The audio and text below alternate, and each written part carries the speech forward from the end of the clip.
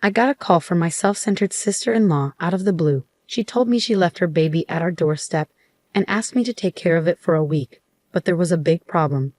I had moved out of that house just the day before. When I told her this, she started yelling at me, saying she was overseas and demanding that I find the baby immediately. I panicked and drove back to the old house. But there was no baby to be found. I realized I needed to call the police.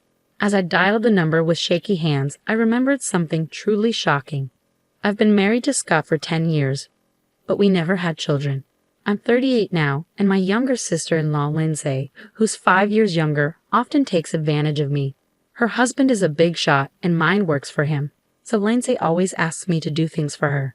It's usually just a quick drive away. But ever since she got pregnant, she's been making more demands, even making me clean and cook for her. I love helping people, but I've been telling my husband that Lindsay is being too selfish. He keeps asking me to help her out a bit longer, promising he'll talk to her husband about it. But it seems like he's influenced by Lindsay's husband too. So reluctantly, I keep going to Lindsay's whenever she calls. Oh, my stomach feels so heavy. Michelle, can you grab the TV remote for me? Huh? What? Even though she was only 3.5 months pregnant, her belly looked bigger than expected. But she was naturally a bit plump, so I didn't say anything. Maybe it'd be good for your health to move around a bit, I suggested. Don't tell me what to do when you've never been pregnant, she snapped back.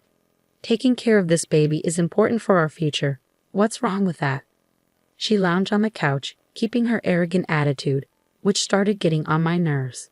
But when I questioned if you could know the baby's gender at 3.5 months, she got angry. You're so old-fashioned. Nowadays, you can find out the gender early, Lindsay insisted, and I didn't feel like arguing, so I just listened to her complaints. You're just jealous because you can't have a baby. It's not good for the baby's development. If anything happens, it's your fault. She started using the unborn baby to threaten me, making it hard to be around her. I quickly finished my tasks and leave feeling suffocated by Lindsay's behavior. When I talked to my husband after work, he comforted me, saying just hang in there a little longer. But despite his words, I still felt uneasy. It was hard to keep feeling this way. I started making excuses whenever Lindsay called, avoiding her requests. But then she complained to my husband, saying I was being mean to her, which left me feeling lost. Even when I said I was busy, she ignored it and kept calling. Eventually, I had to pick up, and she screamed at me, threatening my brother's job at the company, reminding me that her husband was the president. My husband, always gentle and trying to avoid trouble, urged me to go to Lindsay's place. Time went by, and Lindsay gave birth to a boy a month early. The baby weighed over 140, which seemed big for a premature birth. But not knowing much about pregnancy, I accepted it. Lindsay named him Chris, and after she left the hospital, she called me to take care of him, saying it would be good practice for when I had my home. Despite my annoyance with Lindsay, I visited her every time she called, thinking she must be struggling after giving birth. Plus, Chris was just too cute. Chris, you're such a good boy. Grow up healthy. Changing diapers and bathing him didn't feel like a chore when I saw his face. But after 3 months, Lindsay started leaving Chris at my house more often. What's going on? You're all dressed up, I asked. I have a dinner with people from my husband's work. You take care of Chris while I'm out, she said, as she regained her strength. I realized how busy the wife of a president could be, and I took care of the baby diligently. But Lindsay started leaving Chris with me more often. Thanks for today. Isn't this too much? Are you just accompanying your husband? My husband is handling an important deal, and I'm helping out. You should too, Lindsay said, forcing Chris onto me and rushing out. I couldn't help but wonder if she was really helping with that flimsy dress she was wearing. Despite my doubts, I couldn't ignore the baby, so I took care of him as usual. But that day was different. When I changed his diaper, Chris had diarrhea. He seemed energetic and didn't have a fever, so I made sure to keep the room warm. In the evening, when Lindsay came to pick up Chris, I told her about it. She accused me loudly, saying I did something to Chris out of spite. I denied it, just as my husband Scott came home. What's all this noise in the entryway, Scott? I trusted your wife with Chris, and now he has diarrhea, Lindsay said, her usually harsh tone turning meek as she started crying. I understand your concern, but Michelle doesn't have much experience with babies. It might have just been a bit cold today. I'll apologize on her behalf, so please forgive her. My husband defended me. I felt puzzled why I had to apologize when I hadn't done anything wrong. I saw Lindsay and Chris off, feeling frustrated. While making dinner in a low mood, my husband suddenly got serious and took out an envelope from his bag. "Michelle, we need to talk about something important." "Dinner can wait. Please sit down," he said, spreading out documents on the table. The words he told me were shocking, something I never imagined. But seeing his determination, I nodded quietly. A week later, while I was unpacking boxes, Lindsay called. "I left a bag at your entrance. Take care of him for a week." "What? What are you talking about? Don't play dumb. It's my baby, of course. You've already brought him inside, haven't you?" After hearing the whole story, it turned out that since I wasn't home, she had put Chris in a bag and hung it on the doorknob. Hearing this, I panicked. "Wait a minute. We moved out yesterday. We're not going back to that house. Please go and pick up Chris right away." But Lindsay didn't believe me, saying, "What?" Lying again. When I insisted it was true, she suddenly panicked. It turns out she left Chris 5 hours ago. Plus, I was shocked to learn she was currently on an overseas trip. Despite it being spring, it was still chilly outside. "Go pick up Chris now. Hurry up." More worried about the baby than angry at Lindsay, I immediately drove off. An hour later, I arrived at our old house and checked the entrance, but there was no sign of Chris. I checked the garden thoroughly and asked the neighbors, but no one saw anything, I said, feeling frustrated. I thought no crying or injuries either. "What's happening?" Feeling hopeless without any clues, I was about to call the police when my phone rang. "What? What did you say?" The call was so shocking that I couldn't even speak. After hanging up, I was so stunned that I just wandered around until Lindsay called. "He was in the eco bag at the entrance, right?" "He's not there. I can't find him anywhere." "This is bad. If we don't find Chris, my husband might divorce me. It'll be your fault if we don't find him," Lindsay said, her voice trembling with panic over the phone. Since there was nothing else to do, I told her I would report to the police and ask for help. But she adamantly refused. "Doing that will make it a big deal, and my husband will find out. Chris' safety is more important than your reputation. Chris is just a tool to extract money from my husband," Lindsay said, revealing her selfishness, unconcerned about me.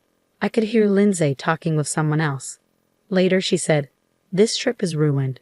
I couldn't get a flight today, but I'm coming back tomorrow. Don't tell my husband anything. If you find Chris, contact me immediately. I'll do what I can." After I agreed, Lindsay hung up. The next day at the airport, Lindsay arrived with a man, looking displeased. "Michelle, what are you doing here? Did you find Chris?" "I came to tell you something important. Chris has gone somewhere you can't reach." "It's too late," Lindsay said, panicking as I looked sad. "You're lying. What am I supposed to tell my husband, you useless thing? Find a baby that looks like him right now. How can you say that? Are you even a mother?" Lindsay suggested finding a baby of the same age to deceive her husband. Overwhelmed with anger and sadness, tears started to flow. But I wiped them away and met her gaze firmly. "Instead of looking for a similar child, talk to this person," I said, as a woman hiding behind me, her face covered by a deep hood, revealed herself. Both Lindsay and the man with her started trembling. Yes, this woman was the wife of Lindsay's affair partner. The man was too shocked to move as his wife confronted him, yelling, "You scum, I'll knock some sense into you." He pleaded pathetically, "Please forgive me." But his wife was unforgiving, telling him bite down hard, and then slapped him repeatedly. The force was so strong that passersby stopped to watch.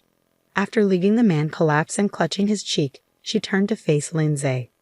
Lindsay quickly begged and started talking fast. "Listen, don't get it wrong. We're not in that kind of relationship." "What? Hey, Michelle, stop recording with your smartphone," Lindsay snapped, seeing me recording the scene. But I remained calm. "Then how do you explain this?" I pulled out an envelope containing emails between Lindsay and her affair partner, along with cozy photos of them from social media. Lindsay tried to grab them from me, glaring menacingly. "Snooping like that is despicable. How did you find his wife's contact information?"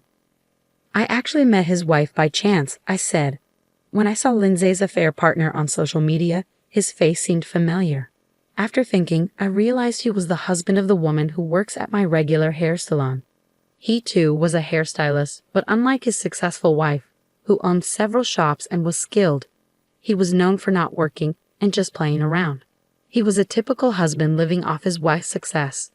When I told his wife about Lindsay's affair trip, she said, "I've reached my limit. I'm joining in." She came with me, and I was honestly surprised at how terrifying she could be when angry, considering she's usually gentle and kind. The Playboy hairstylist couldn't stand up to his wife and kept begging, "Please don't divorce me." Watching her steadfast refusal, I felt determined. Plus, I started to wonder if Chris was born from the affair. "What? Don't make things up without proof," Lindsay said. "But he was born a month early and weighed over 140 grams. That's definitely too big. Have you been fudging the weeks?" I pulled out another envelope and showed her the documents inside. One was a maternal and child health handbook. Another proved that Lindsay's husband wasn't Chris' biological father. "You played dirty, but tearing this up won't erase what happened." Lindsay snatched the DNA test results from my hand and tore them up, looking pleased. But that wasn't going to let her off the hook. "You better talk directly to the person who gave me these documents," I said, showing Lindsay my smartphone. Her eyes widened, and she looked like she was about to scream. No wonder, the screen showed Lindsay's husband. I wasn't recording. I was on a video call with Lindsay's husband. "Lindsay, you lied about going to your parents' house and deceived me," he said. Lindsay stammered, not making much sense in response. Standing in front of her, I began to speak slowly. "Listen carefully. I'm going to explain everything step by step." A week ago, her husband, suspecting something, had requested a DNA test between himself and Chris. He also lied about going on a business trip for a week to monitor her actions. Lindsay, unaware of this, immediately contacted her lover by email and booked an overseas trip in a rush. She didn't even think to erase her browsing history on the day of the trip. After leaving Chris in an echo bag at the entrance of the house I was living in, Lindsay went off to the station humming a tune.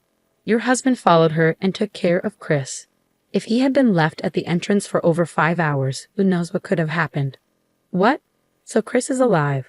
Lindsay's husband exclaimed. Yes, he's with me now. The call I was about to make to the police when I couldn't find Chris was from Lindsay's husband. Surprised but eager to understand the situation fully, I immediately went to his house. Chris was full of energy, playing with a rattle. While hearing about the past events, I remembered that despite being born a month early, he weighed over 140 ounces. At the time, I reluctantly accepted it, but I indeed thought it was strange. With Lindsay's husband's permission, I searched through Lindsay's belongings and found her maternal and child health handbook. Looking at its contents, I discovered that Lindsay had falsified the baby's weeks. Why did Lindsay do such a thing? Looking back at the actual timing of her pregnancy, it was exactly when her husband was away on a long business trip for about 2 months. Therefore, it was impossible for him to be the father of the baby. Realizing that she was pregnant with her lover's child, Lindsay thought she could deceive everyone by fudging the birth month, especially since the baby turned out to be unexpectedly big. That's when I became suspicious. The person who was in love, and now everyone knows about the child, started saying sorry a lot to their wife. But their wife said coldly, "You'll have to manage on your own now," and gave them divorce papers. Then she kicked her crying husband and left. She walked away with confidence. Meanwhile, Lindsay's husband didn't stay quiet. He said, "I'm divorcing you, obviously. Go be with that other man." "No, I just thought he looked nice. He doesn't have any money. You were only with me for the money, right?" Lindsay got emotional as she admitted the truth. "You said Chris was just a way to get money from your husband." "Don't talk nonsense. I heard about your phone call yesterday from Michelle. I had recorded everything to make sure Lindsay couldn't deny it later." Lindsay's husband had been quietly listening until then, his face red with anger. When Lindsay was confronted with the truth, she seemed a bit scared at first. Then she looked at her phone and said, "If Chris is fine, then everything's okay, right? And even though he's not your biological child, I gave birth to him. So he's like your child." Both Lindsay's husband and I were shocked by her selfish reasoning. Thinking she had cleverly avoided the issue, Lindsay looked proud. But then her husband said, "It's over," and hung up the phone suddenly. Lindsay tried to call him back, but he had blocked her. Then I reminded her that leaving Chris alone in a bag and going out was against the law. She shook her head in disbelief. I showed her the law on my phone, and she suddenly got scared and collapsed. "Lindsay, it's over between us. Goodbye." Giving Lindsay a cold glance, I walked away, feeling a shiver down my spine. When I looked back, I saw Lindsay's eyes were red, and she had a scary expression on her face. I'll tell Scott you're to blame for all of this because you moved without telling me. My husband decided to move because he felt sorry for me being used by you. He knows everything about what happened, and he never wants to see you again. Lindsay thought her brother would support her, but when she realized he had left her too, she screamed loudly. It's shocking how selfish someone can be, not once considering Chris. Stop crying and go get Chris right now. If I'm getting divorced, I don't need the baby. What kind of person are you? I won't forget what you said. Chris will never go back to you, no matter what. After cutting ties with my sister-in-law for good, I walked away with a strong determination. Later, I reported Lindsay's cruel act of abandoning the baby to the police. Although Chris was quickly kept safe, what Lindsay did was considered too heartless, and she faced serious consequences from the police. Lindsay ended up getting divorced by her husband and rejected by her own family, leaving her completely alone. She was sued by her ex-husband for leaving the baby and deceiving him, and he demanded $30,000 in compensation. Lindsay and her lover had to borrow money to pay the settlement, and because they'd borrowed from a sketchy company, Lindsay had to work in a shady place to pay off the debt. My determination was to raise Chris as my own child. When I shared this with my husband, he happily agreed. Oh, and I almost forgot to mention, I'm also expecting a new baby. I'll take care of these children with love and make sure they have a happy and free life.